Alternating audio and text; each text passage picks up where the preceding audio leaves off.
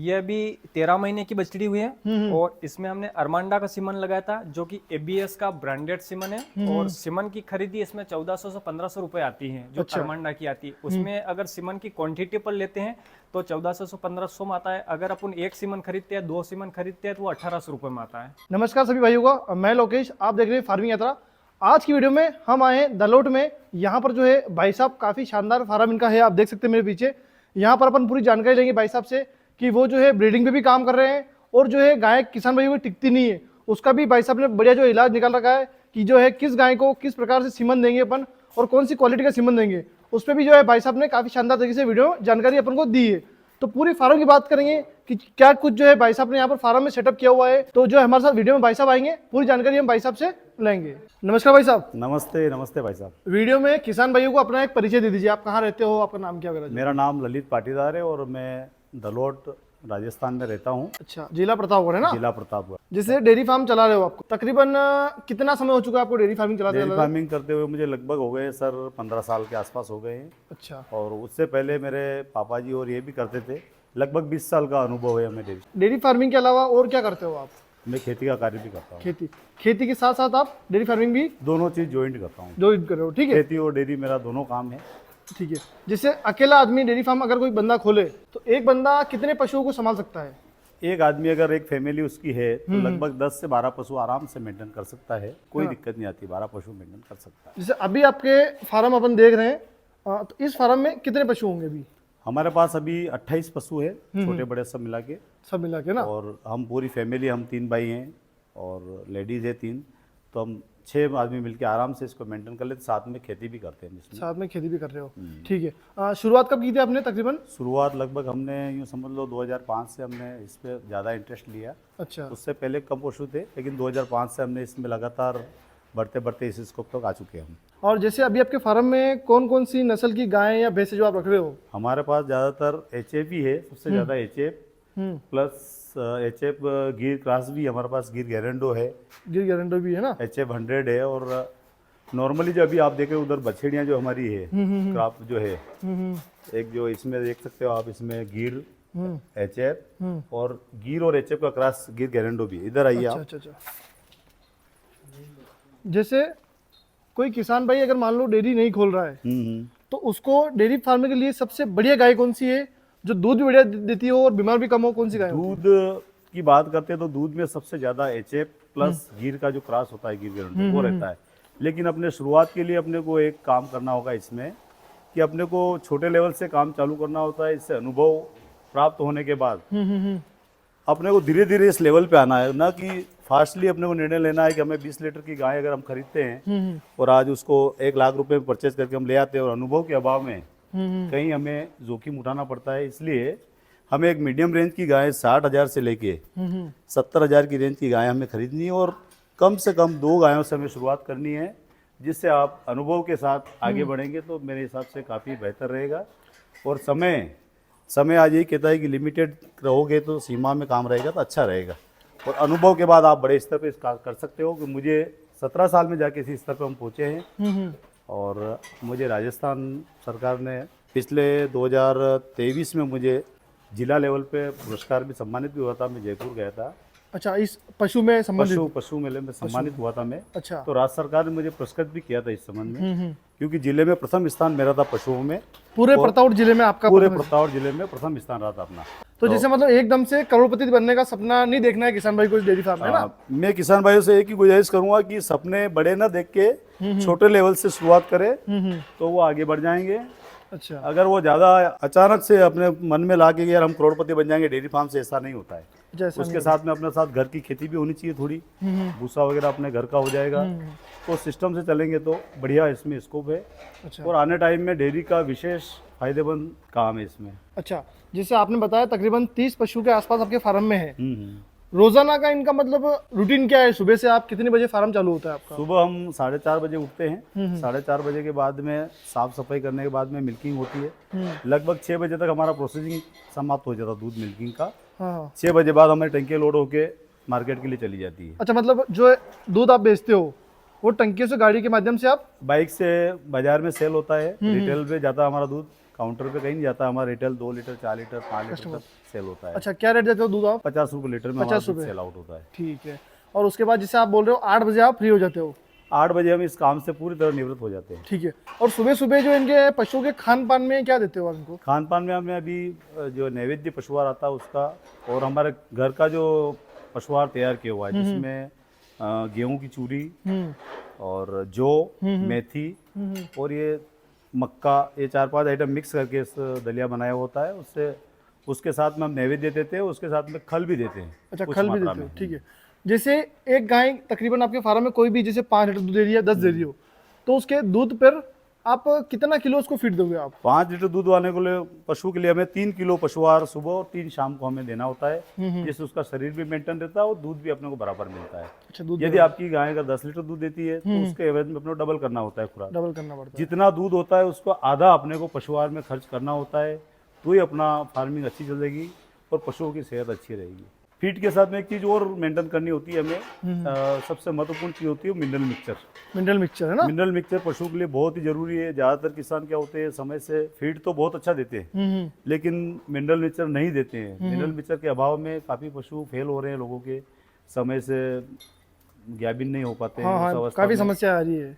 ये सबसे मेन समस्या होती है कि इनमें पशुओं में ज़्यादातर पशु बाँझपन की जो समस्या है वो बढ़ती जा रही है। इसका एक कारण और है, रीजन सोयाबीन का जो बगदा होता है। सोयाबीन का जो बगदा खिला रहे लोग, जो रासायनिक स्प्रे, उसको जैसे भी दिक्कतें आ रही है, तो इसलिए अपने को ज़्यादातर मात्रा में सूखले का उपयोग करना है, गेहूं के भूसा का उपयोग करना है, न कि सोयाबीन का बगदा हमें खिलाना पशुओं को। जिससे जो पशु में बाँझपन की समस्या है वो नहीं आएगी। बाँझपन की समस्या से अपने दूर रहेंगे, क्योंकि आने वाले समय में ज़्यादातर पशु बेचारे जो नए जो होते हैं अपने अभी नए पशुपालक भाई, वो क्या करते हैं, पशु लाते हैं बहुत महंगे और अच्छे पशु लाते हैं, और फिर क्या है वो सोयाबीन का बगदा खिला के और फिर बाँझपन की जो परिस्थिति बनती है उसके चपेट में आ जाते हैं और कहीं न कहीं उनके बहुत बड़ा नुकसान होना।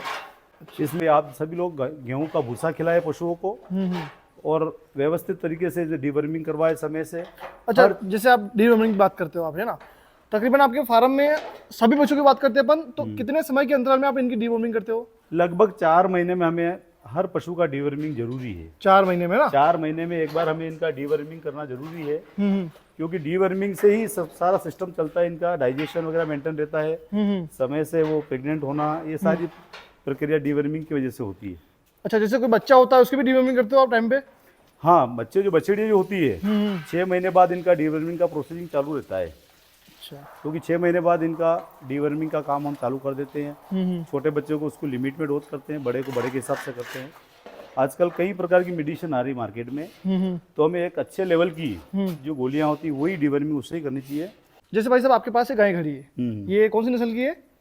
ये HF प्लस गिर है। HF प्लस गिर क्रॉस ठीक है, अच्छा, क्रॉस गाय आपके सामने खड़ी, हाँ। खरीदी हुई है आपके फार्म की है? ये हमने परचेज की थी सर, 2 साल पहले मैंने परचेज की थी ये गाय। मैं 70,000 में लाया था। 70,000 में? 70,000 में मैंने परचेज की थी, और इसकी हाइट आप देख लीजिए, मेरे कंधे से भी ऊपर इसकी हाइट जा रही है। काफी जो शानदार इसकी हाइट भी है ना भाई साहब? हाइट है, और इसके साथ में पर टाइम 15 लीटर मिल्किंग इसका है अभी है ना फिलहाल में? अभी ये गाभिन अवस्था में है। अभी गाभिन है, तो कौन सा लैक्टेशन है अभी फिलहाल इसका? इसका चौथा वेद है इसका। चौथा वेद अभी है? हाँ, मतलब तकरीबन दूसरे वेद में आप इसको लेकर आए थे? सेकंड में हम लेके आए थे इसको। उस टाइम क्या दूध था उसको उस समय इसने 10-10 लीटर पर टाइम दिया इसने। पर टाइम 10 लीटर। इसकी माँ का जो दूध था जब आप लेकर आए होंगे तब कितना था इसकी माँ का दूध? इसका माँ का जो हाईएस्ट रिजल्ट रहा 17 लीटर पर टाइम था उसका। पर टाइम है ना? 17 लीटर का रिकॉर्ड उसने किया था। अच्छा, और इसका भी 17 प्लस ही जाने वाला है। जैसे चौथे में आप बता रहे हो अभी दूध था, चौथे वेद में आपके यहाँ 10 लीटर? अपने यहाँ 10 लीटर इसने 10 क्या 12-13 लीटर तक दिया इसने हाईएस्ट तक दिया है ना?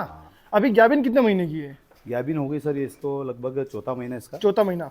जैसे आप जो थर्ड लैक्टेशन में आपने इस गाय से दूध लिया, तब कितने महीने बाद आपने इसको जो है ऑफ कर ड्राई पे डाल दिया आपने इसको? इसको हमने लास्ट में 6 वीक छठे महीने में हमने इसको छोड़ा था।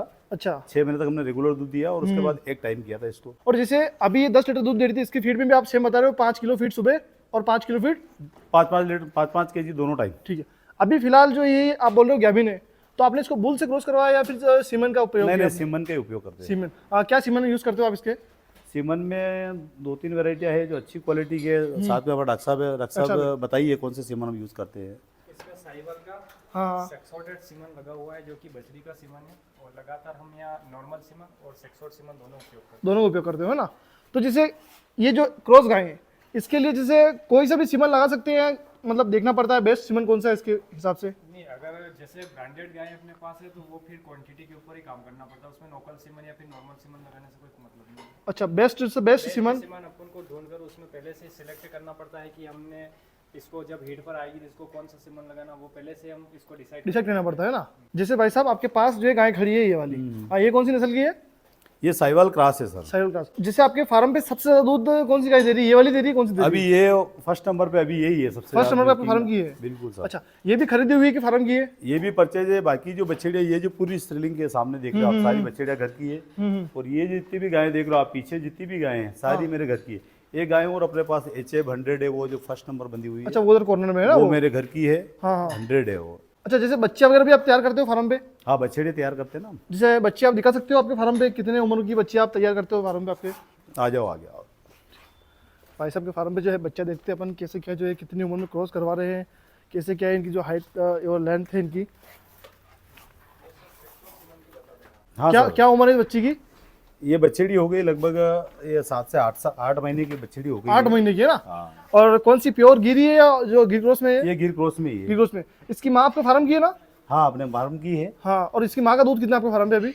अभी मैंने जो अपने डिस्कस करे थे उसी की बछड़ी अच्छा, है, वो उस गाय की। जो वो गाय खड़ी है वो इसकी माँ है ना, हाँ, उसकी जो भी माँ 10 लीटर दूध दे रही है ना। और उसकी बच्ची है 7 से 8 महीने की उम्र है अभी इसकी। हाँ, ये देखो। तो भाई साहब अभी इसकी जो है डाइट में क्या रखते हो आप इसको? डाइट में हम अभी सुबह शाम दोनों टाइम मिनरल मिक्सचर और वही नैवेद्य पशुआहार जो है हाँ हाँ। वही हम अभी इसको दे रहे हैं नॉर्मल। अच्छा। और घर का जो मैंने बताया आपको पहले फीड तैयार किया वही 1 किलो सुबह 1 किलो शाम को देते हैं। अच्छा, जैसे इसके 8 महीने उम्र हो गई है, इसको आप क्रॉस करवाओगे हाँ, तो कितनी उम्र में क्रॉस कराना सही रहेगा आपके? लगभग यूँ समझ लो आप 18 महीने में क्रॉस हो जाएगी। अच्छा, 18 से कम नहीं करवानी चाहिए ना। उससे जल्दी नहीं करवाते हैं। और इसके पास खड़ी है ये वाली, ये भी इसी रेंज की, ये भी वही लगभग सेम एज है इनकी। सेम है ना। और इसकी माँ का दूध कितना है? इसकी माँ का भी ये HF 100 वो जो फर्स्ट वो उसके आपने बताया आपके फार्म की गाय थी है ना वो? उसकी बछड़ी है, मेरे घर की बछड़ी है। और ये अपनी नस्ल अपने घर की है। तो प्रॉपर पशु की ये आप ही करते हो यहाँ पर? जी, इस फार्म हाउस पे मैं यही करता हूँ। अच्छा, जैसे आपके पीछे पशु खड़ा है ये जो बच्चे खड़ी है, इसको जो आपने क्या उम्र की है और कौन सी नस्ल की है और आपने इसकी जो है कौन सा सीमन यूज किया? ये अभी 13 महीने की बछड़ी हुई है, और इसमें हमने अरमांडा का सीमन लगाया था जो कि ABS का ब्रांडेड सीमन है। और सीमन की खरीदी इसमें 1400 से 1500 रुपए आती है जो अरमांडा की आती है। उसमें अगर सीमन की क्वांटिटी पर लेते हैं तो 1400 से 1500 में आता है। अगर अपन एक सीमन खरीदते हैं, 2 सीमन खरीदते हैं तो वो 1800 रुपए में आता है। अच्छा। तो हमने इसमें अरमांडा का सीमन लगाया था HF अच्छा, का। और इसको आपने जब क्रॉस करवाया तब क्या उम्र थी इसकी? अभी इसको हमने 12 महीने में क्रॉस करवा दिया है। अच्छा, जैसे भाई साहब बता रहे हो आपकी वो वाली बच्ची जो है आपने बताई 18 महीने में आप उसको क्रॉस करवाओगे, तो इसको आपने जैसे 12 महीने में क्रॉस कराने का क्या रीजन रहा?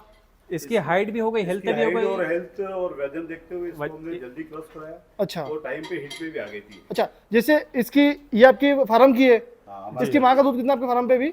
इसकी माँ का दूध हमारा हाईएस्ट रहा 13 से 14 लीटर तक इसका दूध। ठीक है, तो आपने इसको सीमन लगाया अरमांडा का, ठीक है, बढ़िया वाला। ये दूध मतलब कितना देगी, मतलब ये बताओ आप? ये फर्स्ट इलेक्ट्रेशन में इसका दूध यही रहेगा 12 से 13 लीटर पर फर्स्ट इलेक्ट्रेशन में? फर्स्ट इलेक्ट्रेशन में यही रहेगा। उसके बाद अगर सेकंड इलेक्ट्रेशन की बात करें तो 3 से 4 लीटर दूध का मुनाफा डायरेक्ट प्लस हो जाएगा ना? प्लस हो जाएगा अगली बात में। काफी शानदार बता रहे भाई साहब कि 12 महीने में बच्ची को क्रॉस करवाया और जो है बढ़िया अरमांडा का बेस्ट सीमन भाई साहब ने लगाया और पहले ब्याज में 10 से 12 लीटर दूध की है भाई साहब बता रहे हैं। ठीक है, इसके पास खड़ी ये वाली कौन सी नस्ल की है?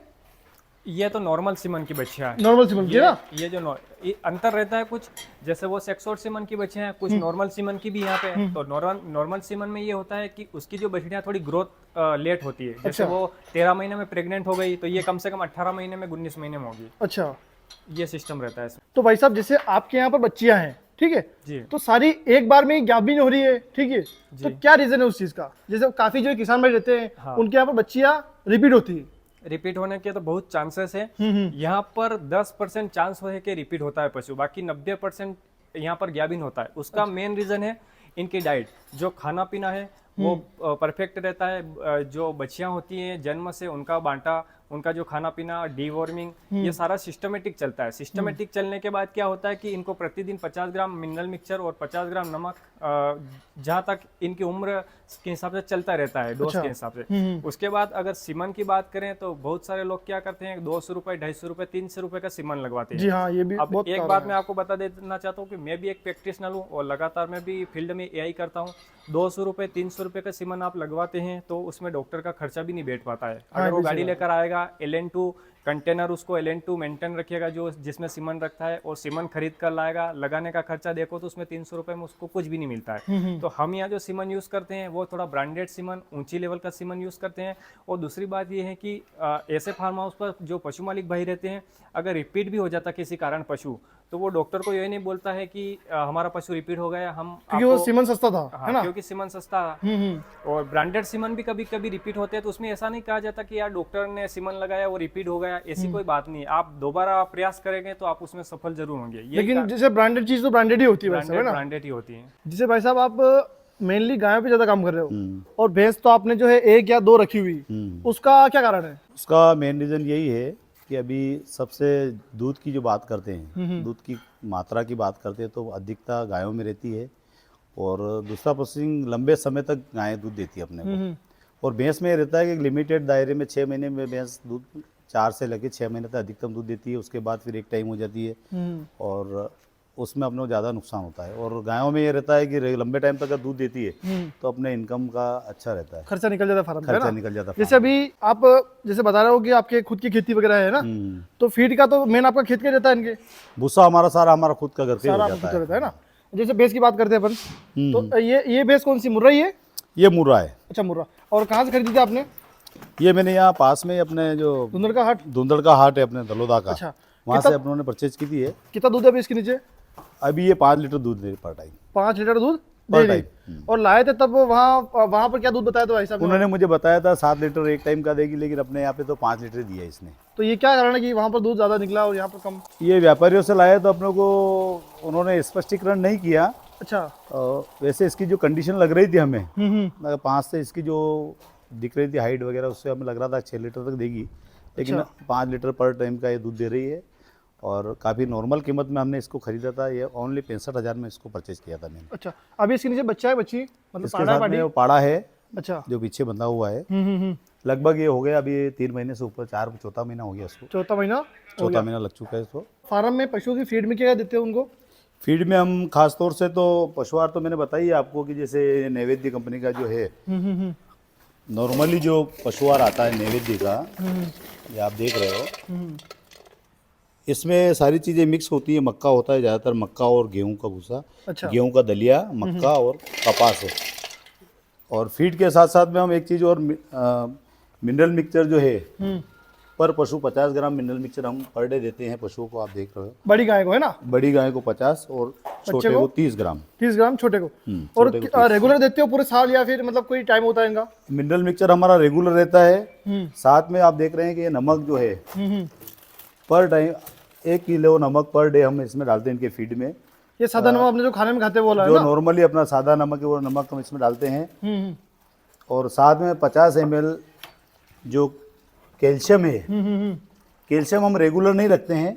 अच्छा, कैल्शियम हम 1 सप्ताह चालू रखते हैं, फिर 1 सप्ताह बंद कर तो देते हैं। कैल्शियम का खिलाने का क्या फायदा पशुओं में? क्योंकि दूध में मेन चीज़ कैल्शियम ही होती है, और अगर जो ज़्यादा दूध देने वाला पशु है उसको कैल्शियम की आवश्यकता होती है। अच्छा, उसको कैल्शियम देना पड़ेगा। कैल्शियम की पूर्ति होगी तो ही शरीर में ताकत रहेगी और दूध ज़्यादा बनेगा। जैसे आप बता रहे हो नमक भी डालते हो आप इसमें ना, तो नमक का क्या फायदा है? नमक से क्या होता है, एक तो डाइजेशन मेंटेन रहता है इनका, और इनका जो विकास जो होता है, बछड़ियों का जो विकास होता है वो नमक से ज़्यादा फास्ट है। इनको भूख प्यास अच्छी लगती है उससे, नमक से पानी की मात्रा पर्याप्त रहती है इनके शरीर में, और डाइजेशन अच्छा मेंटेन रहता है। जैसे कोई बच्ची है ना, 2 से 3 महीने की, उसको कितना नमक देना चाहिए? 2 से 3 महीने को 20 ग्राम पर डे हो तो काफ़ी हो जाता है उसके नमक लिए। 20 ग्राम 20 per day ग्राम काफी नमक। और साथ में एक चीज़ और हम डालते हैं, मीठा सोडा। मीठा सोडा? जिसका डाइजेशन डिस्टर्ब रहता है उस पशु को हम थोड़ा सा 10-20 ग्राम मीठा सोडा भी उसमें मिक्स करते हैं। अच्छा। जिससे इनका डाइजेस्ट खाना अच्छा रहता है। जैसे अभी आपके फार्म पर 30 पशुओं का टोटल दूध कितना हो रहा है रोजाना का? अभी अपना पर टाइम यूँ समझ लो 1 कुंटल के आसपास हो रहा है। 1 कुंटल सुबह, 1 कुंटल सुबह, 1 कुंटल शाम को। और दूध आप जैसे बता रहे हो कि रेगुलर कस्टमर है आपके? हमारे रेगुलर कस्टमर है, प्रॉपर गांव में दूध जाता है, बाइक जाती है हमारी। क्या रेट देते हो? 50 लीटर। 50 रुपये लीटर में सेल अच्छा, जैसे 50 लीटर रुपए दूध दे रहे हो आप, ठीक है, और 1 कुंटल दूध सुबह एक शाम को होता है। रोजाना का डेयरी फार्म से कितना आपका बजट हो जाता है यहाँ से? देख लिए 10,000 रुपये पर डे की इनकम है, हम्म। और इसमें फीड का और जो मेंटेनेंस का चार्ज जो होता है लगभग आधा मान लीजिए आप। जैसे डॉक्टर साहब भी जैसे कोई बच्चे को समस्या हो गई, इलाज वाला करवाना है, हाँ, जैसे feed का- विजिट, डॉक्टर साहब विजिट होता है, इसमें ये खर्चे होते हैं, दूसरे जो अन्य खर्चे होते हैं वो लगभग 1/2 मान लीजिए आप, आधा खर्चा हो जाता है। आधा, मतलब 5,000 सूखा आपका रोज का फार्म से 5,000 रुपये बच जाता पर डे की इनकम अपने हो जाती अच्छा, है इससे। महीने का तकरीबन 1-1.5 लाख के आसपास आप सूखा प्रॉफिट यहाँ से महीने का निकाल रहे 1.5 लाख रुपए इनकम कर रहे हो। अच्छा,